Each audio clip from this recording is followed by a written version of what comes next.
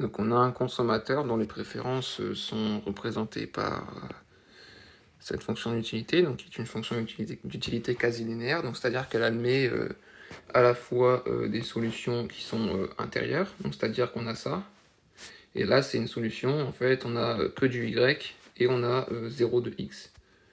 Et elle admet donc des solutions en coin, on voit ici, mais étant donné qu'elle est convexe, ou concave, hein, ça dépend, eh bien en fait elle admet des solutions intérieures. Ici, bon, hop, je le représente mal, mais comme ça ici on a un point de tangence entre la contrainte budgétaire et la courbe d'indifférence. Et donc on avait déjà représenté ces courbes d'indifférence, et maintenant ce qu'on va faire c'est chercher les demandes marshalliennes du consommateur.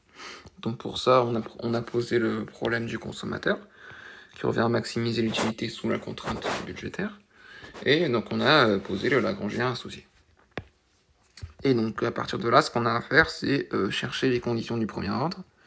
Donc c'est-à-dire on pose les dérivées partielles par rapport à donc de L par rapport à x et y, et lambda, hein, qu'on pose égale à 0. Donc ici la dérivée par rapport à x c'est alpha, moins lambda px, qu'on pose égale à 0. Ensuite on prend la dérivée partielle par rapport à y. Donc on a gamma, bêta, y, gamma moins 1, moins lambda py, qu'on pose égale à 0 toujours. Et si on veut, on peut prendre la dérivée partielle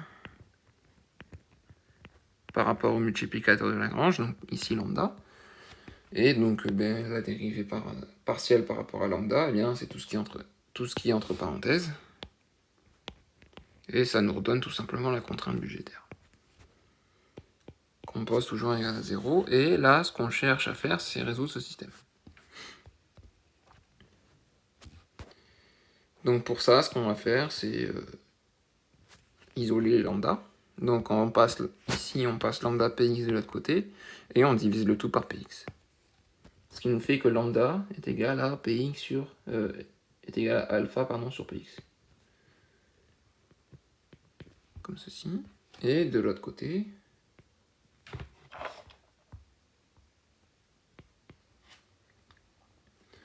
on a la lambda qui est égal à gamma bêta. Gamma bêta sur py. Fois, faut pas oublier le y, c'est très important, fois y à la puissance gamma moins 1. Voilà. Donc là, c'est nos deux lambda qui sont exprimés. Et comme on voit que, en fait, ici, la dérivée de L par rapport à x, on ne retrouve pas x. Donc c'est-à-dire que, en fait, la demande marshallienne de y, elle va être trouvée directement en exprimant y par rapport à la dérivée partielle par rapport à x, étant donné que x n'est pas présent ici.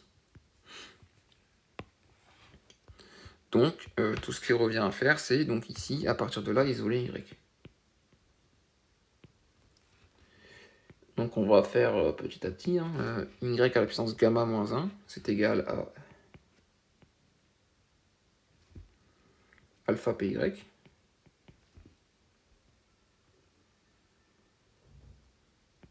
sur gamma, bêta, px. Voilà. Et ensuite, ce qui nous manque, c'est mettre tout à la puissance 1 sur gamma moins 1. Donc on a y, étoile cette fois-ci, hein, qui est égal à l'expression qu'on avait notée tout à l'heure, alpha py, gamma, bêta, px, à la puissance 1 sur gamma moins 1. Donc déjà, on voit tout de suite que y ne dépend pas de r, étant donné qu'on ne l'a pas rentré dans la contrainte budgétaire. Donc on n'a pas besoin de le faire. Donc 1 sur gamma moins 1. Et par contre, là, ce qui n'est pas logique, c'est que, en fait, la demande de y dépend positivement si on réfléchit pas trop, on peut voir que Y, ici, si on considère de cette manière, on considère que Y dépend positivement de son prix, alors que c'est l'inverse. Donc pour ça, pour éviter des mauvaises interprétations, ce qu'on va faire, c'est mettre ici, on met la puissance moins 1 ici, et on passe le numérateur au dénominateur, et le dénominateur au numérateur.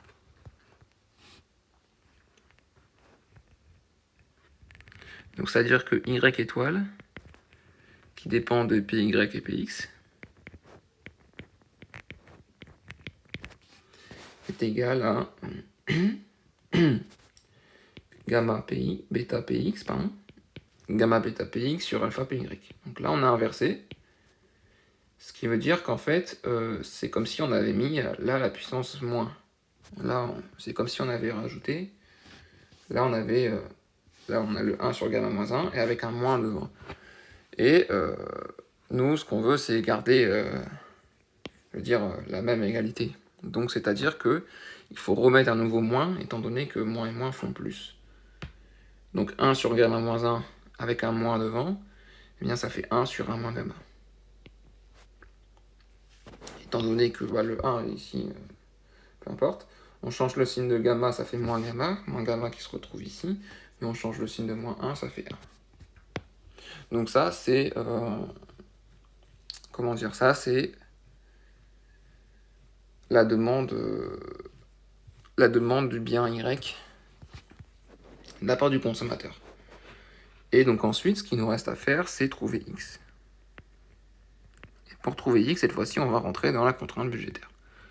Donc on a Px x plus Py y plus Py y, qui est ceci. Hop.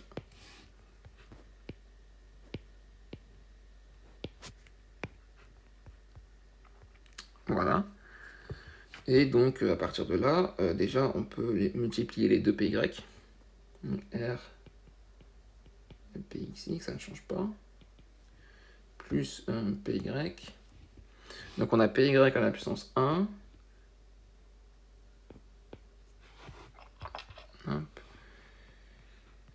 Fois 1 sur Py à la puissance 1 sur 1 moins gamma. Donc c'est-à-dire plus 1 sur gamma moins 1. Étant donné que Py est au dénominateur, et donc il faut changer le signe de la puissance. Donc 1 sur... Pardon. Hop. 1, c'est-à-dire gamma moins 1 sur gamma moins 1, plus 1 sur gamma moins 1. Gamma moins 1 plus 1, donc moins 1 plus 1, ça nous fait 0, et donc on se retrouve avec Py à la puissance gamma sur gamma moins 1. Voilà.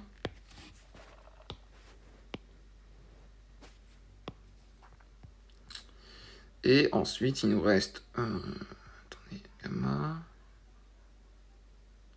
Ouais. Ensuite, il nous reste gamma bêta, gamma bêta px sur alpha. Voilà.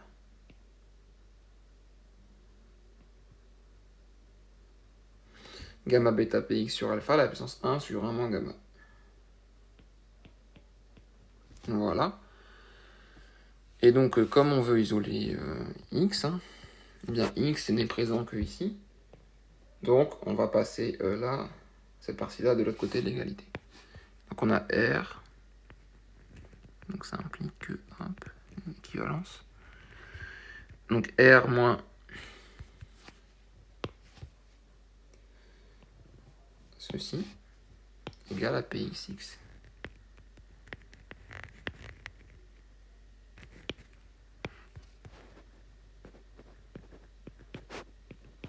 Et donc maintenant, si on veut x étoile, tout ce qu'on a à faire, c'est diviser le tout par px. Ah, parce qu'il est équivalent à x étoile. Donc pxx divisé par px, ça nous donne x. Donc là, il faut distribuer le 1 sur px. Là, c'était... Ouais. Et là, il faut distribuer le 1 sur px, donc r sur px, et là, on divise par px, et là, on va pouvoir toucher au px. Donc x étoile égale r sur px, comme on disait. Ok. Moins, donc, 1 sur Px, donc c'est-à-dire Px moins 1, fois Px à la puissance 1 sur 1 moins gamma.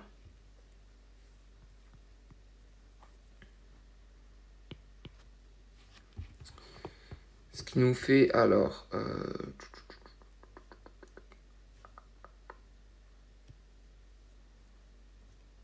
donc, alors 1, c'est égal à 1 moins gamma sur 1 moins gamma. Parce que là, on est d'accord.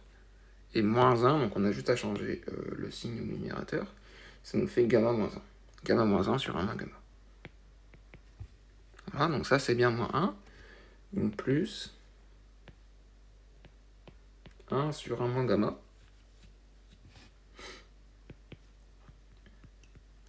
Donc moins 1 plus 1, donc on se retrouve avec gamma sur 1 moins gamma. Voilà. Gamma sur 1 moins gamma, c'est bien ça. Ouais. Donc Px à la puissance gamma sur 1 moins gamma. 1 sur 1 moins gamma, pardon. Gamma moins 1 plus 1, donc gamma, pardon, décidément. Gamma sur 1 moins gamma. Voilà. Fois Py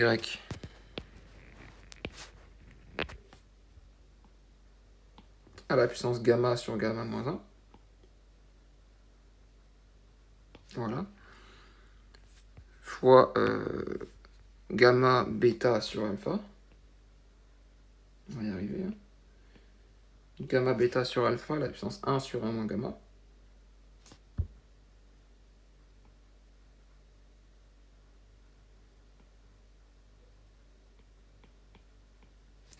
Voilà.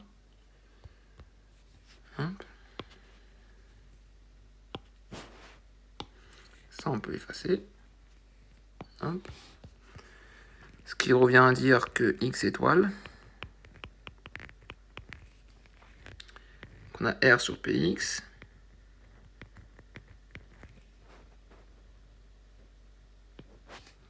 moins, alors, Py, quoique, alors,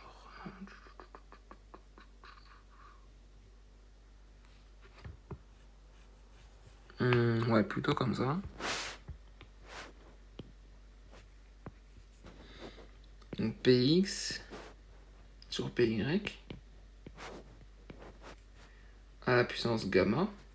Et là, donc on n'oublie pas, on va le regarder après, le 1 moins gamma qui est au dénominateur. Étant donné qu'on va regrouper les puissances. Gamma bêta alpha, qui est à la puissance 1. Ok.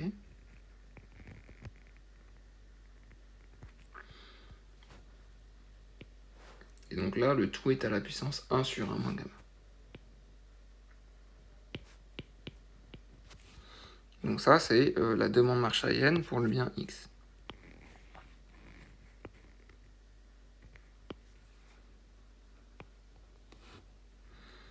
Donc x étoile, qui dépend de R, du revenu,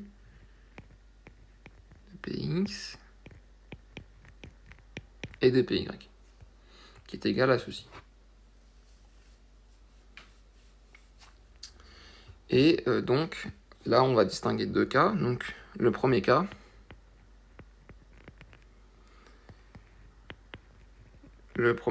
où R, bon, les R sont Px supérieurs, on va commencer par ça, supérieur ou égal à ce terme-là. Eh bien, si R, hop, c'est l'inverse. Ouais, c'est l'inverse.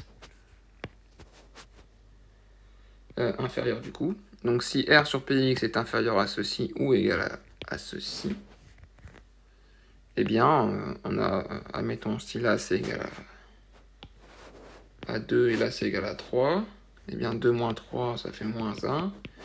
Et donc la demande est négative, et on sait que... Et donc du coup, elle est pas possible. C'est pas possible, car l'ensemble de définition est sur R plus étoile, et donc la demande ne peut pas être négative, étant donné que les biens sont strictement positifs. Donc si R sur Px est inférieur à ce terme-là, eh bien la demande de X, donc étant donné qu'on est sur R plus étoile, non sur R, donc supérieur ou égal à 0, du coup, c'est ça l'ensemble de définition. Donc X étoile est nul, et comme X étoile est nul, eh bien on a une solution en coin, c'est-à-dire que le consommateur va consommer uniquement du Y, et donc sa seule contrainte, ça va être le revenu divisé par le prix de Y, donc R sur PY.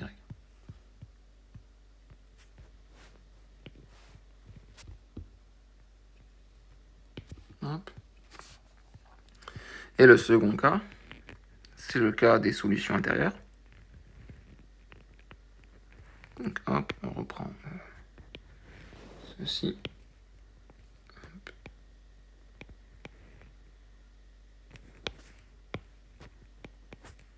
Donc là où R sur Px est supérieur, justement. Strictement supérieur. Eh bien, alors, eh bien, là on a juste à recopier X étoile, on va le mettre ici, pas gêner, X étoile, donc le cas des solutions intérieures, si R sur Px est supérieur au terme de droite, eh bien c'est strictement positif. Donc la demande de X étoile, eh bien c'est représenté par cette demande, par cette fonction. Et de l'autre côté, Y étoile est tout simplement ce qu'on avait trouvé au tout départ, c'est-à-dire ceci. Donc tout l'intérêt des fonctions d'utilité quasi linéaires, c'est que, eh bien, elles regroupent à la fois les solutions intérieures et des solutions en coin. Voilà. Avec le premier cas ou le second, c'est peu importe l'ordre. Le premier cas ici où R sur Px est inférieur au terme de droite, donc c'est-à-dire le cas où la demande de X est nulle, ce qui revient à dire que la demande de Y ici va être seulement limitée par le prix de Y et le revenu. Il n'y aura aucun autre facteur tel que les préférences ou autres qui vont intervenir dans le calcul. Et le second cas, c'est des solutions intérieures, où justement là il y a un arbitrage avec les préférences qui jouent sur la demande des deux biens. Voilà.